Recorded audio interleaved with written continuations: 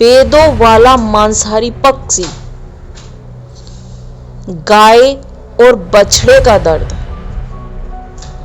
भरा हुआ कुआं और सूखा कुआं, विशाल शिला और एक नन्हा सा पौधा। क्या आपको इन भविष्यवाणियों के बारे में जानना है या आपने कभी सुना है?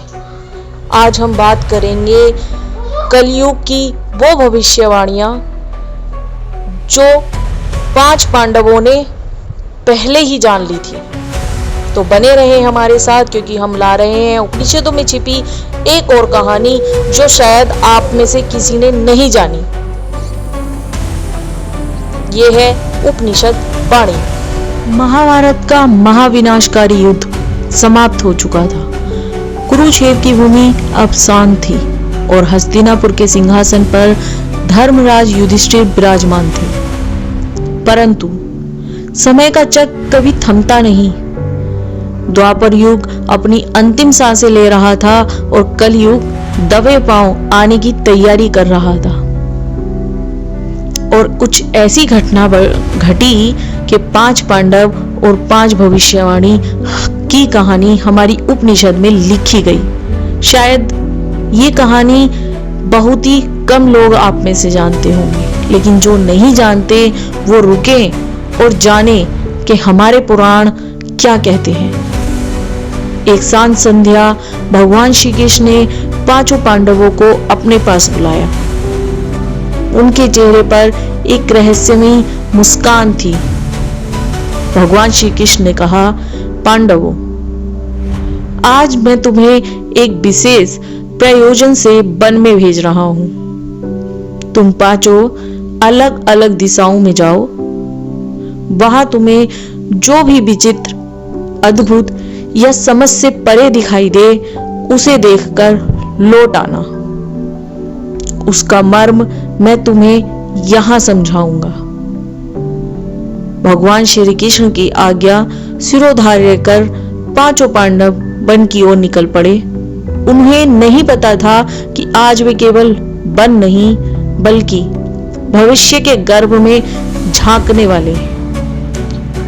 आइए अब रुक करते हैं कि वन में क्या हुआ।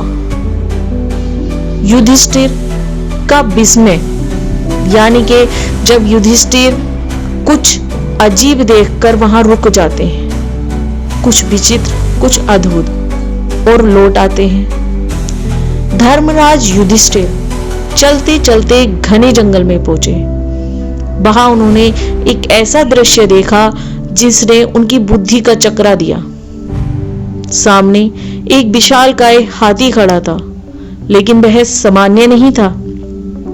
उस हाथी की 2 सूंड थी और वह दोनों ही सूंडों से भोजन उठा उठाकर बड़ी तीव्रता के साथ खा रहा था। प्रकृति के इस विकृत रूप को देखकर युधिष्ठिर घबरा गए और वापस भगवान श्री कृष्ण के पास आ गए। अब आइए चलते हैं अर्जुन की ओर। महारथी अर्जुन दूसरी दिशा में वन में थे। उनकी दृष्टि एक तेजस्वी पक्षी पर पड़ी। वह पक्षी देखने में दिव्य लग रहा था, क्योंकि उसके पंखों पर वेदों की पवित्र रचनाएं अंकित थी, मानो वह साक्षात ज्ञान की मूर्ति हो। लेकिन अर्जुन का हृदय तब कांप गया जब उन्होंने देखा कि वह पक्षी जिसके पंखों पर स्वयं वेद विराजमान है, मरे हुए जानवर का सड़ा हुआ मांस नोच नोच कर खा रहा है। पवित्रता और क्रूरता का यह मेल अर्जुन को बिल्कुल समझ नहीं आया और वो लौटकर वापिस भगवान श्री कृष्ण के चरणों में आ गिरे। आइए अब करते हैं भीम की बात, जो वन की तीसरी दिशा में थे। महाबली भीम ने एक अत्यंत भावुक दृश्य देखा। एक गाय अपने नवजात बछड़े को प्रेम से चाट रही थी। यह वात्सल्य का दृश्य था, किंतु गाय का चाटना बंद ही नहीं हो रहा था। वह उसे इतना चाटती रही कि बछड़े की कोमल त्वचा छिल गई और उसमें से रक्त बाहर आने लगा। माँ का प्यार ही संतान के लिए जानलेवा बन गया। भीम का मन गलानी से भर गया और यह दृश्य देखकर वो तुरंत वन से भगवान श्री कृष्ण की ओर प्रस्थान कर गए। आइए चलते हैं अब चौथे दृश्य पर, जो है सहदेव की उलझन। सहदेव ने देखा कि वन में 6-7 कुएं एक साथ बने हुए हैं। आसपास के सभी कुएं में लबालब मीठा पानी भरा है, लेकिन आश्चर्य की बात यह थी कि बीच का कुआं जो सबसे गहरा था वह पूरी तरह सूखा पड़ा था। आसपास के कुओं का पानी छलक रहा था, पर बीच वाले कुएं की प्यास नहीं बुझा पा रहा था। ये अजीब दृश्य देखकर सहदेव तुरंत सहम गए और वापस श्री कृष्ण के पास आकर बैठ गए। अब चलते हैं 5वां दृश्य, नकुल का अनुभव क्या कहता है। नकुल ने वन में देखा कि पहाड़ की चोटी से एक विशाल भारी भरकम चट्टान लुढ़कती हुई नीचे आ रही है। उसकी गति प्रचंड थी। रास्ते में बड़े बड़े वृक्ष आए, विशाल चट्टानें आई, पर कोई उसे रोक न सका। वह सबको रौंदती हुई नीचे आई, लेकिन अंत में एक अत्यंत छोटे और कोमल पौधे से टकराते ही वह विशाल शिला थम गई। जो काम बड़े वृक्ष न कर सके वह एक नन्हे पौधे ने कर दिखाया। और यह अजीब दृश्य देखकर नकुल भी वापस श्री कृष्ण के चरणों में आ बैठे। सायकाल पांचों भाई व्याकुल होकर श्री कृष्ण के चरणों में लौटे। उनके चेहरों पर प्रश्न चिन्ह थे। श्री कृष्ण ने मंद मंद मुस्कुराते हुए कहा, मैं जानता हूं तुम सब विस्मित हो। तुमने जो देखा वह केवल दृश्य नहीं, वह आने वाले कलयुग की भविष्यवाणी है। सुनो, इसका अर्थ क्या है मैं तुम्हें बताता हूं। श्री कृष्ण ने युधिष्ठिर की ओर देखते हुए कहा, भ्राता युधिष्ठिर, कलयुग में ऐसे शासक और नेता होंगे जो 2 सूंड वाले हाथी की तरह होंगे। वे बोलेंगे कुछ और करेंगे कुछ। वे जनता का शोषण दोनों हाथों से करेंगे। उनकी नीति और नियत में भेद होगा। वे सत्ता के मद में प्रजा को लूटेंगे।